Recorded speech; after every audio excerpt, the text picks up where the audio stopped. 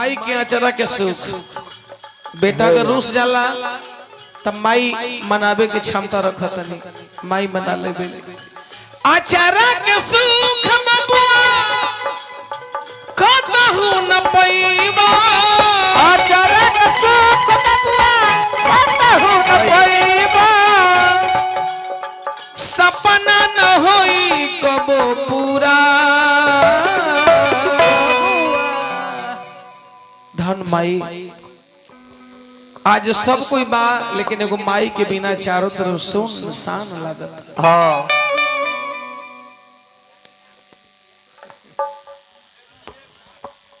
Hello अच्छा सब कोई के नाम ले ले एक बार खाली रहू अपना मौगी के नाम पर पैसा खाली हमरा दे दे सब लोग मर्द के नाम पर रुपया देवेला अपन मेहरारू के नाम पर कौन रुपया ना देवे एक बार खाली रहू अपना मलकिनिया के नाम पर दे दी 500 हमर धन विनोद शर्मा जी प्रमोद शर्मा जी एवं धर्मेंद्र कुमार शिक्षक हमर बेनित हमर माननीय श्री शिवजी शर्मा जी कि सपना न होई कब पूरा ए बबुआ अरे है माई बिना जिंदगी अधूरा बबुआ माई बिना जिंदगी अधूरा बबुआ माई बिना जिंदगी अधूरा माई बिना जिंदगी अधूरा। रत्नेश बाबू दुनिया के कोई भी मंजिल अगर प्राप्त करते हैं अच्छा इस गीत के बाद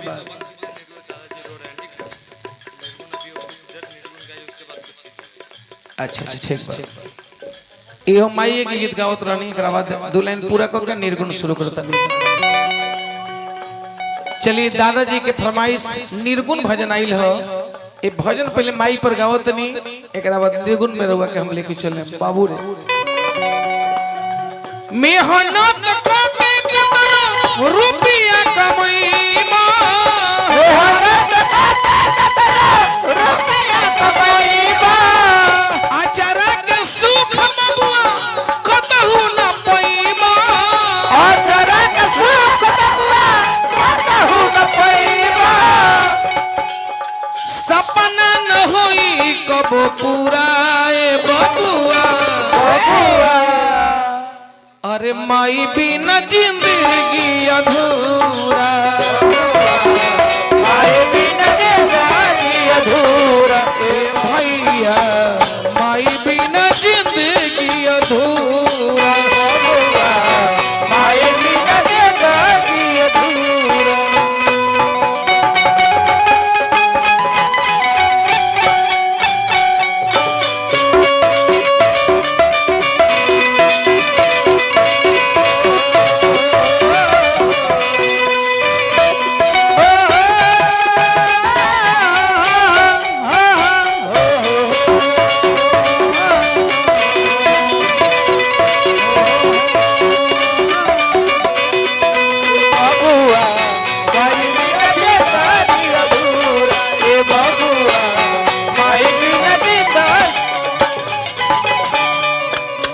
जौना माई हमने के टूर बना देनी वही माई के बारे में एक एक शब्द बात ने गौर करें शब्द पर तो आनंद रहुआ के आई ममता के आंचल में तोहरा के पलनी तेल गरमाई तहरा दहिया में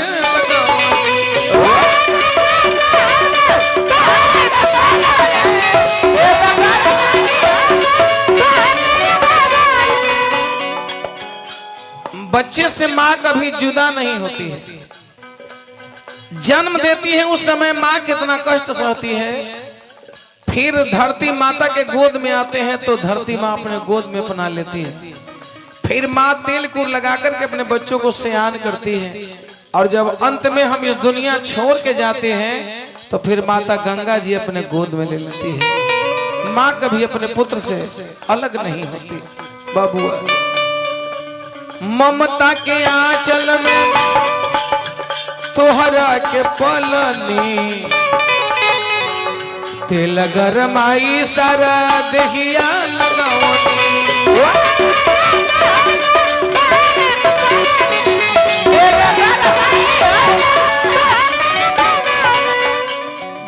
माई हमर ए माई अपने न खैनी बेटा के खियौनी अपने न खाले बेटा के खियौनी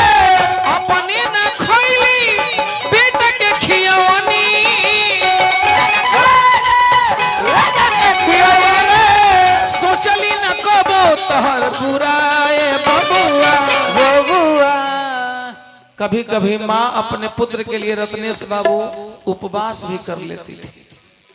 कभी कभी वो माँ अपने पुत्र के लिए कम खा के सो जाती थी। मेरा मुन्ना सियान होगा तो बड़ा होगा तो मेरे लिए सेवा अवश्य करेगा। आज वही माँ के बारे में हम सुना रहे हैं। आज माँ चाहे जहां भी हैं लेकिन उनका आशीर्वाद श्री रत्नेश बाबू हम सबों के ऊपर बना हुआ रहे, हमेशा बना रहे। इसलिए कवि ने कहा है कि अपने न खैली बेटा के खियौनी अपने न खाले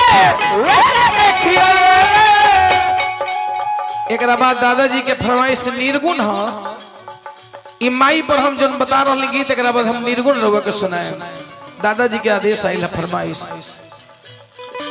सोचनी न कबो माई बुराए बबुआ बबुआ अरे हमर माई बिन जिंदगी अधूरा बबुआ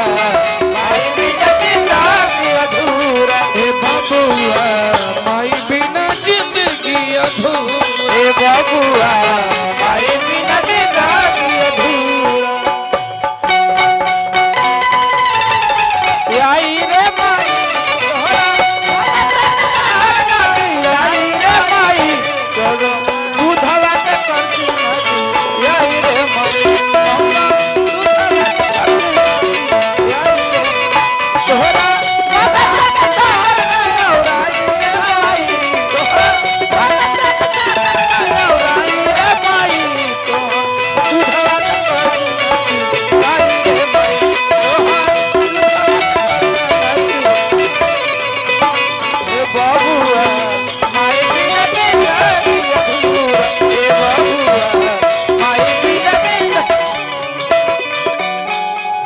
एक एक रोआ से भी अगर माँ के किया हुआ जो अपने पुत्र के लिए सेवा हम चुकाना चाहें तो नहीं चुका पाएंगे। माता पिताजी का कर्ज पुत्र के ऊपर बहुत बड़ा होता है। बस अगर कंधा लग जाए रत्नेश बाबू माता पिता के तो समझिए कि जीवन आपका सफल हो गया। माँ वो अनमोल रत्न है। एक बार अगर माँ कहते हैं तो माँ दौड़ी हुई आती है। हाँ और आज माँ बेटा बेटा कह के बुलाती है तो बेटा अपने पत्नी के मोह माया में पड़ के अपने माँ के पास नहीं आते। दूधवा के नेकी नाही चुकैला ममता भुलाई गइलो मेहरिया झुरैला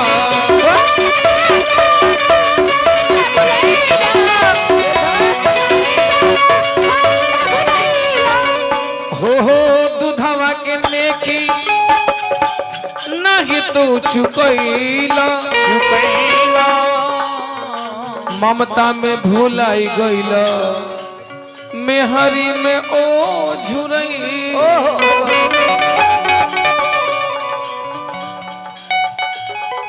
अरे कतनो करवा तो अरे कर जान चुकी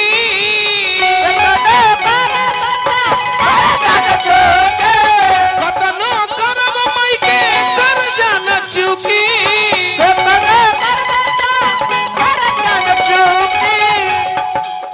काहे झुकबो अखिया में धुराए बबुआ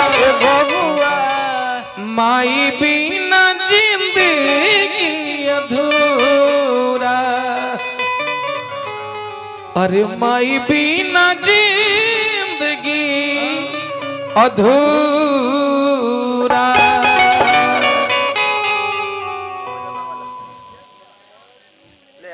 चलिए भैया हमारे संतोष बाबू CRPF